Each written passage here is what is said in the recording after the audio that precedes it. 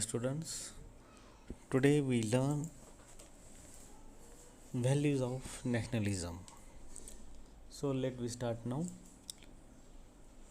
The values of nationalism, secularism and democracy and goals, economic development and social change are essentially those associated nation building common national identity. These diversities may be of socio-cultural, regional, religious, linguistic, and economic nature. Such an identity may be labeled as nationalism. In its effort of creating a common national identity, nationalism tries to promote the force of unity in the nation. It seeks to reconcile the differences and forge a national rather than a sectoral perspective. तो दोस्तों आज के lecture में हम values of nationalism ये point हम पढ़ने वाले हैं।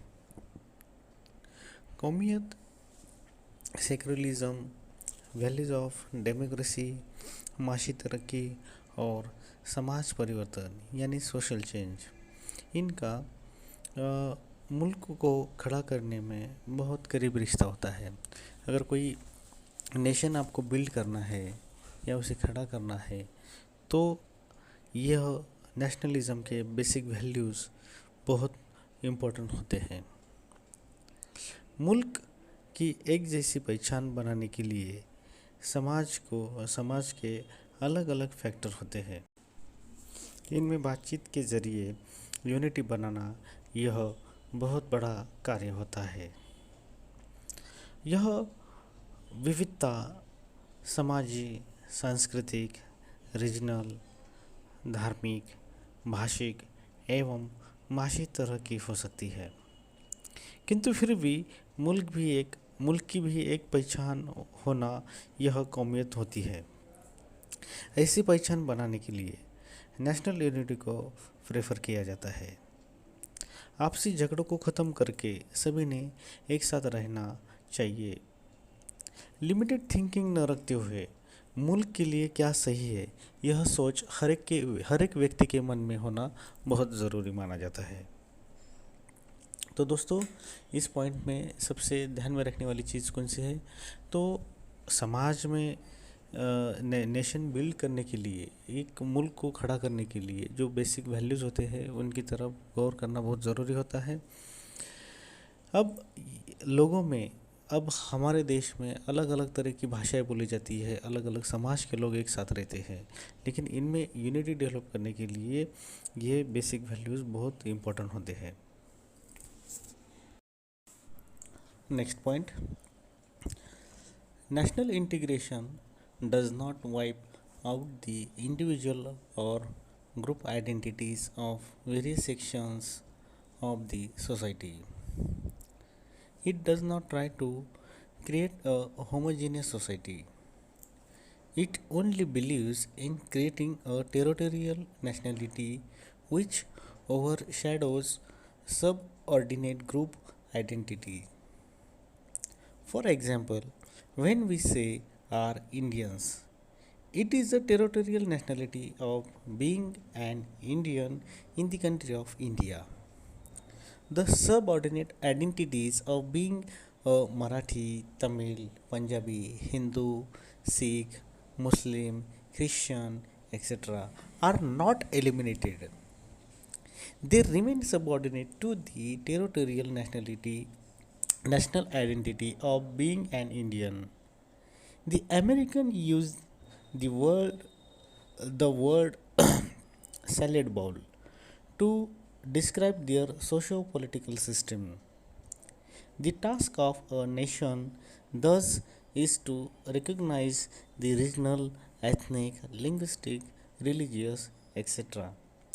diversity and seek to preserve, consolidate, and strengthen its unity. This, in essence, is the problem of national integration.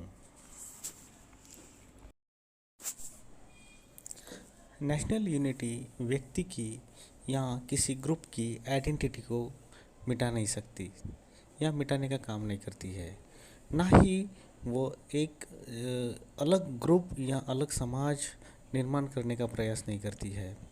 वह सिर्फ जो ग्रुप की आइडेंटिटी होती है उससे हटकर अपनी नेशनल आइडेंटिटी को क्रिएट करने का काम करती है।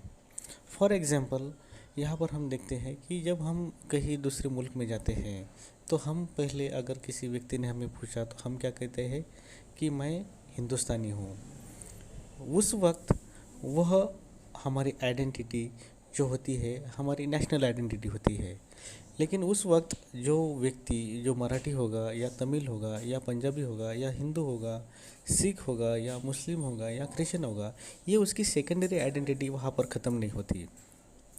लेकिन वहाँ पर नेशनल आइडेंटिटी के सामने उसकी जो सेकेंडरी आइडेंटिटी होती है वो वहाँ पर थोड़ी सी नेशनल आइडेंटिटी के सामने कम या उसकी वैल्यू थोड़ी सी कम हो जाती है।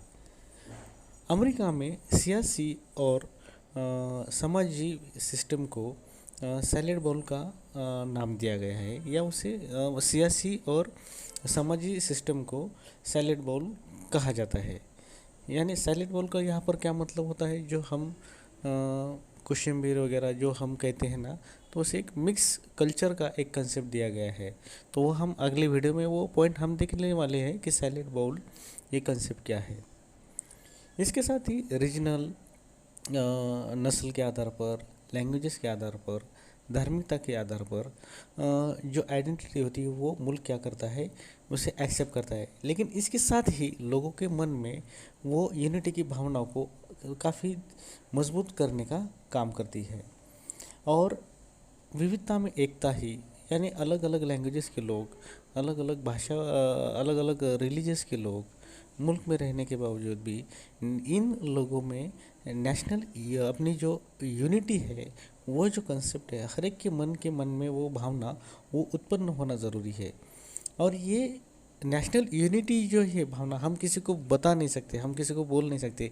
ये एक फीलिंग है, ये एक इनर फीलिंग है कि मैं हिंदुस्तानी हूँ या मैं अमेरिकन हूँ, या वो अपनी फीलिंग जो होती है मुल्क के प्रति वो अपने आप क्रिएट करी जाने वाली है।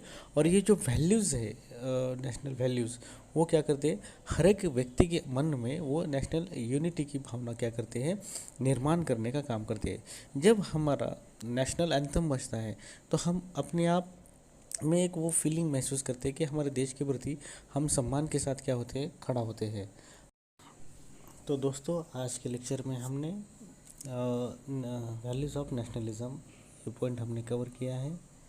और अगले पॉइंट में हम देखेंगे कि सैलेड बॉयल की क्या कंसेप्ट है और मेल्टिंग पॉट, ये तो कंसेप्ट हम नेक्स्ट वीडियो में हम देखेंगे।